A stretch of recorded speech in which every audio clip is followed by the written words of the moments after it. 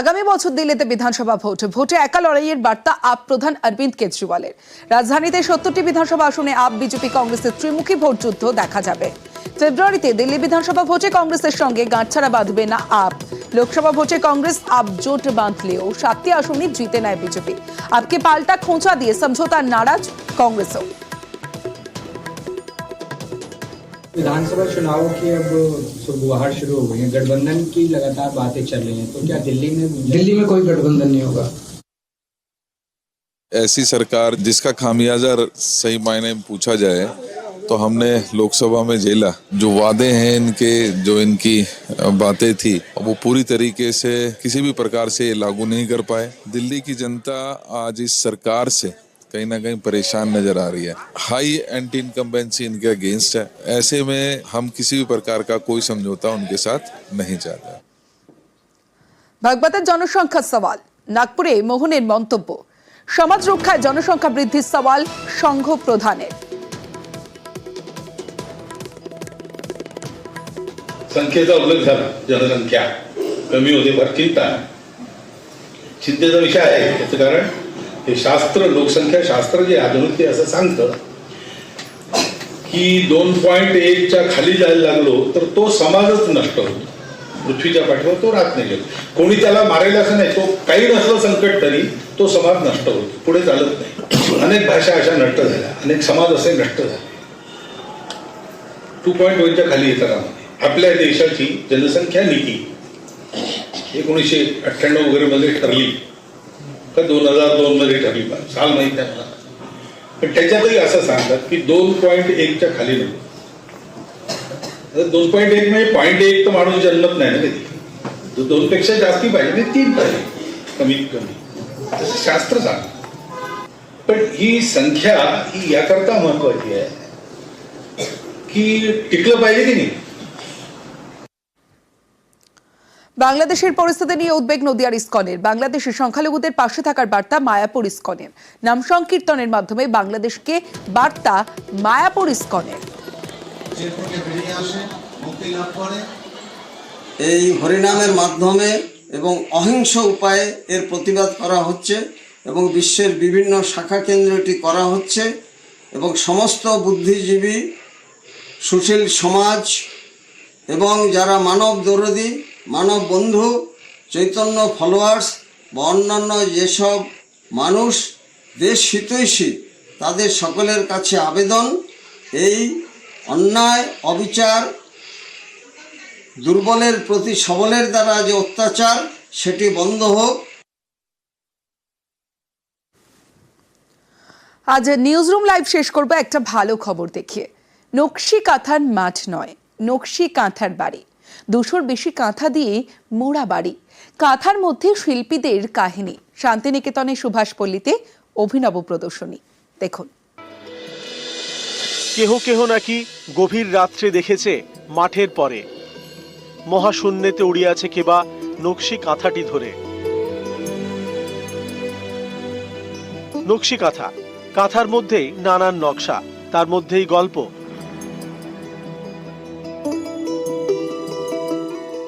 200-র বেশি নকশি কাঁথা দিয়ে ঢেকে ফেলা হয়েছে বাড়ি। কাঁথার মধ্যে কাহিনী, আসলে এটা প্রদর্শনী। বীরভূমের বোলপুরে চলছে এই নকশি কাঁথার প্রদর্শনী। শান্তিনিকেতনের সুভাষপল্লীতে এই অভিনব প্রদর্শনীর উদ্যোগ নিয়েছেন বিশ্বভারতীর কয়েকজন পড়ুয়া। কাঁথাটা আমরা একটা টুল হিসেবে দেখছি, যেটা একটা এমন একটা টুল যেটা তৈরির সময় বিভিন্ন ধরনের কথা, বিভিন্ন ধরনের গল্প, বিভিন্ন ধরনের আবেগ এগুলো বেরিয়ে আসে। কাঁথার মধ্যে নানা নকশা, নিজের জীবনের গল্প তুলে ধরেছেন শিল্পীরা। কারো গল্পে শৈশব, কারো আবার ঘরের কাজ, কেউ তুলে ধরেছেন রোজকার জীবনযাত্রা। খুব উৎসাহ হলো যে এটা আমাদের জীবনীটা, আমাদের ভেতরের যে কথাটা, সেটা আমরা প্রকাশ করতে পারবো একটা কাঁথার মাধ্যম দিয়ে। অনেক মানে বাইরে থেকে হোক বা বীরভূমের হোক বা শান্তিনিকেতনের সবাই দেখতে পাবে কিভাবে আমরা বড় হয়েছি, কিভাবে খেলাধুলা করেছি, কিভাবে স্কুলে গেছি, কিভাবে আমরা নিজেদেরকে তৈরি করেছি ছোটবেলা থেকে, সেটাকে প্রকাশ করতে পেরেছি। কয়েক মাস আগে কলা ভবনের কয়েকজন এই প্রদর্শনীর উদ্যোগ নেন। তাদের দাবি 3 মাস ধরে 100-র বেশি শিল্পী এই কাঁথাগুলি তৈরি করেছেন। সোসাইটির মধ্যে কি হবে সেই ডিসিশনটা কিন্তু আমাদের বড়রা মানে বাবারা পুরুষরা নিত, মহিলাদের ডিসিশন মেকিং এ কোনো পার্ট ছিল না। তো সেই জায়গা থেকে দেখতাম ওরা কথা কখন বলতো, যখন ওরা একসাথে বসে স্টিচিংটা করতো। এখন আমরা চেষ্টা করলাম যে এবার তোমরা গল্প না লিখে নিজের লেখাটা লেখো, যেন মানুষ পড়তে পারে। কাঁথায় নকশার কাহিনী, শান্তিনিকেতনে অভিনব প্রদর্শনী। বোলপুর থেকে ইন্দ্রজিৎ রোজ, নিউজ 18 বাংলা। এবার দু জায়গার ছবি দেখাবো, একদিকে পানিহাটি, অন্যদিকে মেদিনীপুর। পানিহাটিতে বেহাল নিকাশি, 28 নম্বর ওয়ার্ডের রাস্তায় দেখুন হাঁস চড়ছে, আর এটা রাস্তার ছবি, এটা কোনো পুকুর বা নালার ছবি নয়। আর এভাবেই সারা বছর রাস্তায় জল যন্ত্রণা, শীতকালেও রাস্তার জমা জলে চড়ছে হাঁস, যে ছবি আপনাদের দেখালাম। প্রতিবাদে অবরোধ করে বিক্ষোভ স্থানীয়দের। অন্যদিকে মেদিনীপুরে আবার রাস্তা সংস্কারের দাবিতে অবরোধ এলাকাবাসীর।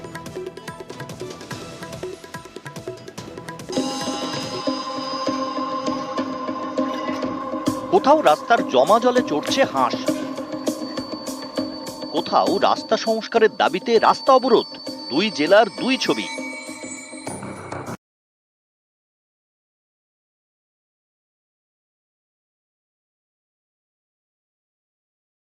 তাই মোটর বাইকের চাকার অর্ধেক ডুবে যাচ্ছে অনায়াসে। এ ছবি উত্তর 24 পরগনার পানিহাটির 28 নম্বর ওয়ার্ড এলাকার। স্থানীয়দের দাবি, নিকাশির সমস্যার জেরে মাসের পর মাস ধরে চলছে জল যন্ত্রণা। এভাবে জমা জলের মধ্যে দিয়ে চলাফেরা করতে গিয়ে অনেকেরই চর্মরোগ হচ্ছে বলে দাবি। জল পাড়িয়ে পাড়িয়ে আমাদের পায়ে প্রচুর নোংরা ঘা হয়ে যাচ্ছে। পানিহাটি পৌরসভাকে জানিয়েছে, কিন্তু ওরা মানে কোনো সমাধানই করতে পারেনি। ওনাদের গাফিলতির জন্যই আজকে আমাদের এই অবস্থা। অভিযোগে নিয়ে বারবার কাউন্সিলরকে জানিয়েও লাভ হয়নি। শেষমেশ এদিন রাস্তায় বাঁশ ফেলে অবরোধ করলেন স্থানীয়রা। চলল বিক্ষোভ। কিন্তু আমরা আগস্ট মাস থেকে জল পাড়াচ্ছি, জল যদিও বা রাত্রে নামছে, সকালবেলা আবার রাস্তা ভরে যাচ্ছে। এখন এই শীত পড়ছে, শীতের মধ্যে আমরা জল রাস্তার মধ্যে আর এক এক সময় রাস্তায় পড়েও যাই। এই মোড় মাথায় বলুন, এমনি গলির ভেতরও পুরো পেছলে জল জমে জমে। আমাদের যে কেন্দ্রীয় ড্রেন আছে, হাই ড্রেন, সেই ড্রেনটা প্রায় 3 বছর পরিষ্কার হয় না। 3 বছর পরে এবছর টেন্ডার হয়েছে। টেন্ডার হওয়ার পর পরিষ্কারের জন্য কন্ট্রাক্টররা ওয়ার্ক অর্ডার নিয়েও বসে আছে, কিন্তু আমি জানি না কার গাফিলতিতে আজ পর্যন্ত আমি কন্ট্রাক্টরদের কাজে নামাতে পারি। অ্যাডমিনিস্ট্রেশনের গাফিলতি না করে ওয়ার্ক অর্ডার নিয়ে বসে আছে কি করে? যে এই ড্রেন পরিষ্কার করার নামে মাসের পর মাস মিউনিসিপ্যালিটি থেকে স্পেশাল লেভেল নেওয়া হয়েছিল 28 নম্বর ওয়ার্ডে। কেন সেখানে পরিষ্কার হয়নি ড্রেন, এটা আমি নিশ্চয়ই কাউন্সিলর থেকে জানবো। কাউন্সিলর তার এলাকায় নিজের ভাবমূর্তি রাখার জন্য পৌরসভার ঘাটে চাপাবে, কিন্তু সেও যে একটা পৌরসভার পার্ট সে তো বুঝতে পারছে না।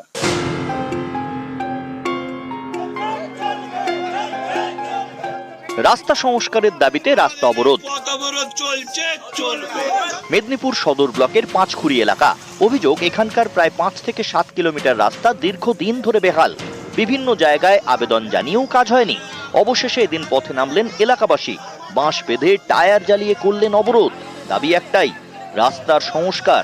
প্রায় ঘন্টা খানেক ধরে বিক্ষোভ চলার পর প্রশাসনিক আশ্বাসে ওঠে অবরোধ। এই রাস্তা দিয়ে একটা বড় স্কুল আছে, পাঁচপুর দেশবন্ধু হাই স্কুল। এই রাস্তার উপর দিয়ে প্রায় মিনিমাম 16টা গ্রাম যাতায়াত করে। এই জন্য আমাদের এই পথ অবরোধ। যদি কোনো সুরাহা না মিলে আমরা আগামী দিনে হাই রোড অর্থাৎ NH6 পর্যন্ত আমরা পথ অবরোধ করব। বেহাল অবস্থা প্রায় 1.5 বছর ধরে চলছে। সামনে স্কুল আছে, হাসপাতাল আছে, হাসপাতালে পেশেন্ট নিয়ে যেতে পারছে না স্কুলের। এবারে ছাত্রদের অসুবিধা হচ্ছে যাতায়াতে। রাস্তাটা বর্তমানে খুব খারাপ হয়ে গেছে। আমরা টিউপিতে অ্যাপ্লিকেশন করেছিলাম, টিউপি স্যাংশনও করেছিল। যে কন্ট্রাক্টর পেয়েছিল সে কিছুটা রাস্তা এদিকটা প্রথমটা করে তারপরে করে আমরা কথাবার্তা বলেছি। আশা করছি এ মাসের মধ্যেই কাজটা হয়ে যাবে। নিউজ 18 বাংলা। ক্লাবের বিরুদ্ধে রাস্তা দখলের অভিযোগে উত্তেজনা। ক্লাব ময়দানের দুপাশের গেট ভাঙচুর বাসিন্দাদের। বারাসাতে সুভাষ ময়দান সংলগ্ন রাস্তা দখলের অভিযোগ, লোহার গেট দিয়ে আটকে রাখার অভিযোগ। প্রশাসনকে জানিয়ে সমস্যা না মেটার অভিযোগ। আজ বিক্ষোভ, ভাঙচুর, উত্তেজনা।